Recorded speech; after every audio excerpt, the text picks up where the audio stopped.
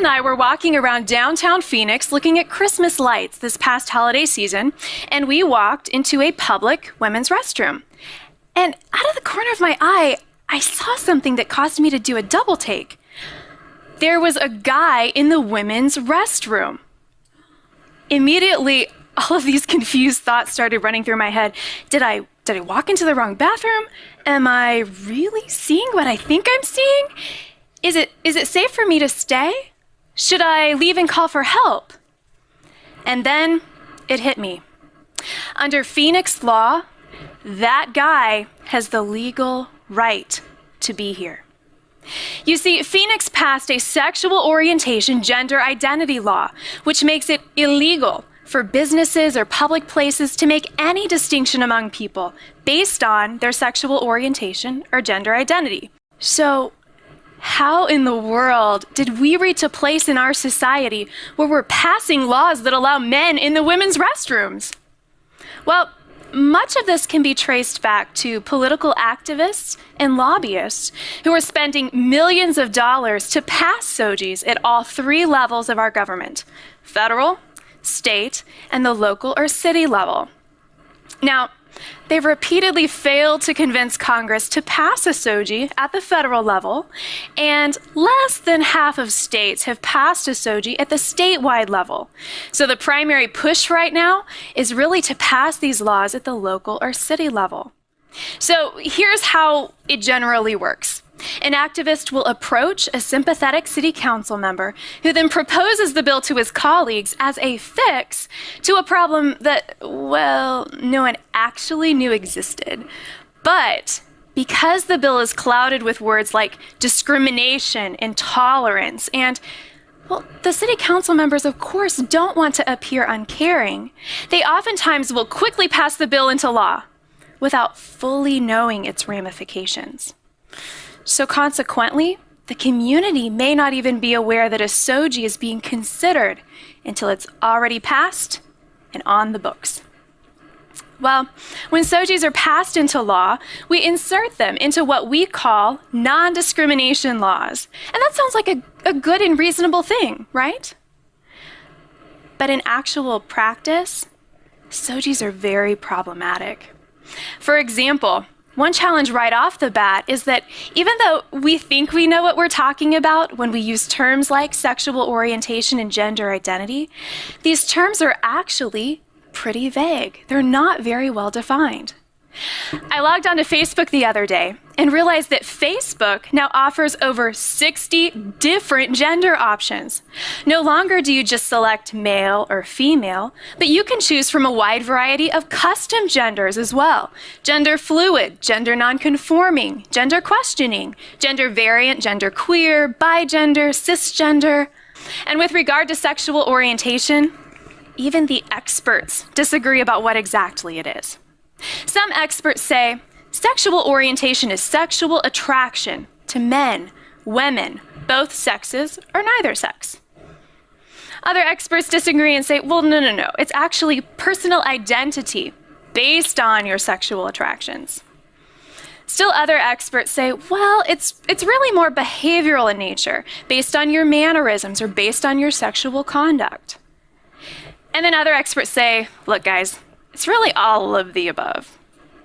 But the bottom line is that sexual orientation just isn't an obvious or easily identifiable category, like race. So ironically, we're actually forced to resort to stereotyping people.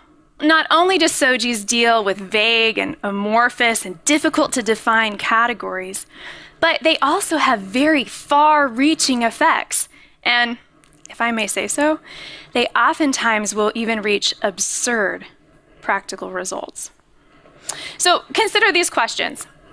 Can a public school tell a teenage boy who psychologically identifies as a girl and dresses like a girl that he can't play on the girls' softball team? Or can a gay bar owner prefer to hire gay bartenders so that he can attract the type of clientele he's seeking? Or what about the corporate business office? Is it allowed to maintain a reasonable dress code and say, men, pantsuits only, while allowing women to wear those skirt suit combinations? Under a SOGI, the answer to all of these questions is no. SOGIs have inserted into the law more confusion than clarity. But let's dig out of the weeds for just a minute. Have we actually even demonstrated that there's a need for SOGIs? My home city of Phoenix passed a SOGI just a couple years ago.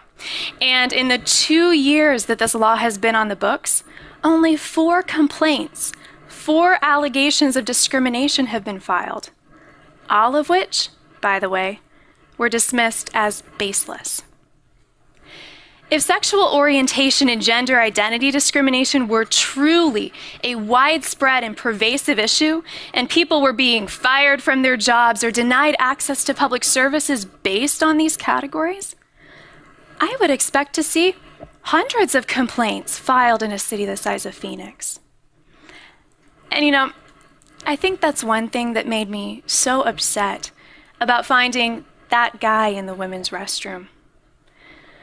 We have no actual evidence that SOGIs are even needed. But we do have actual evidence that they open the door to all sorts of harm. SOGIs make it far too easy for men with evil intentions to exploit these laws.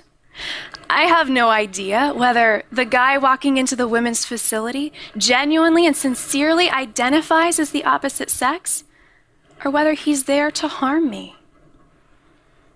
A man in Washington State used a SOGI to gain access to the women's swimming pool locker room, where he then repeatedly exposed himself to girls as young as 6 years old. And local officials said, "Nothing we can do about it, guys. He's got the legal right to be there. Girls, if you're uncomfortable, find a different locker room."